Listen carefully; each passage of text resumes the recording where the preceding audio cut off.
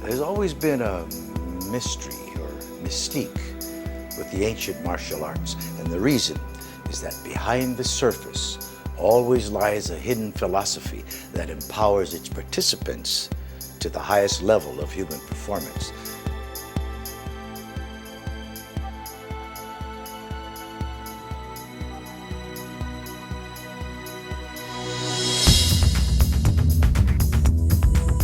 It's not just about some kind of physical movement. It's about learning to live life. Modern Kyudo, as with older Kyudo, we try to use our Kyudo to search for these three elements: truth, goodness, and beauty.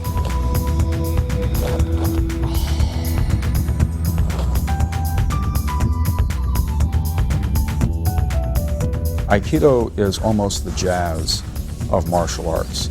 It allows interpretation. It encourages interpretation. Respect and humility and courtesy, those are the qualities of a skilled martial artist.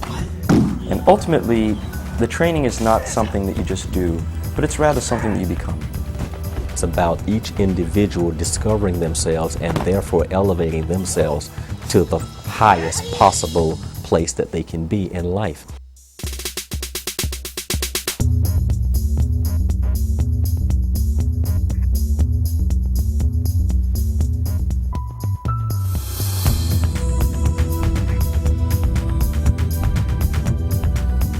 One must have dignity without ferocity.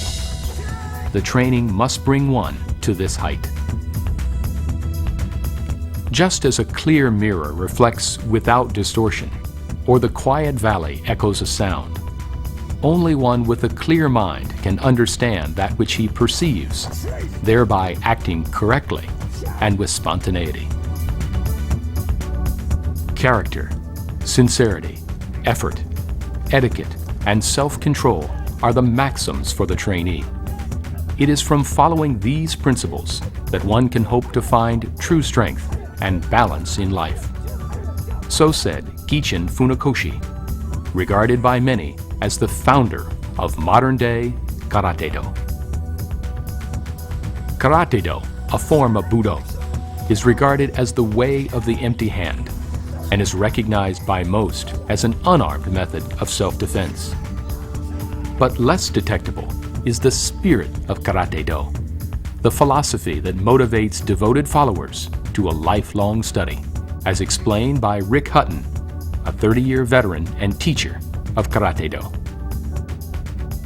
The Budo experience may be considerably different than the images that people often have of the martial arts based on what they've seen in the movies and the popular culture, that actually beneath that sensationalism lies a philosophy that's interwoven within the practice, and that the physical training is really a means to come to understand that philosophy. So it's much more than just a physical exercise. And in fact, the basic premise is that within each of us lies a very unique and individual potential. And the training is a means to come to discover that. The Budo experience is definitely about self-discovery. It's not about what you are trying to do in relation to somebody else.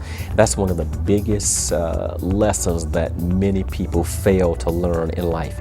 Most people, I think, go through life comparing themselves with somebody else, some outside standard. But the Budo experience makes you realize that it is about you. It's about self-discovery. It's about understanding yourself.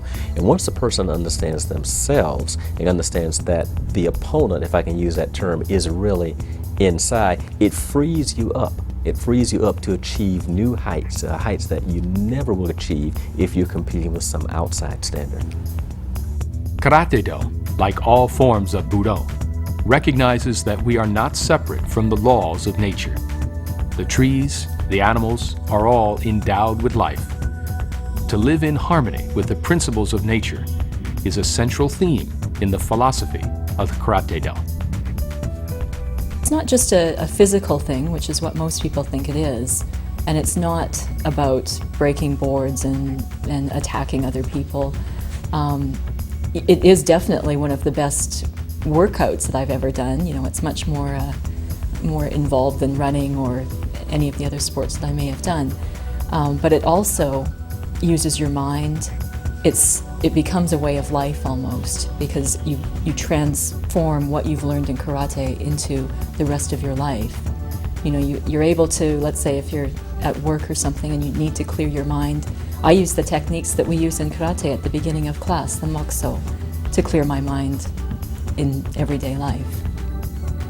On a technical level, the practice of karatedo can be divided into 3 basic categories. Kihon, or basic technique, is the foundation of the practice. Kata, or formal exercise, are time-honored imaginary battles against multiple opponents. They are the sentences in the language of karatedo. Kumite, the conversation of karate.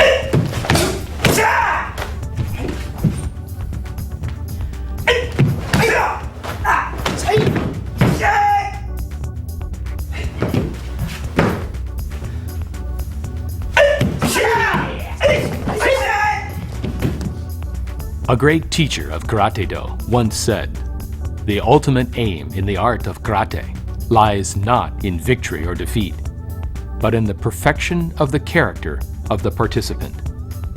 This is the true spirit of karatedo."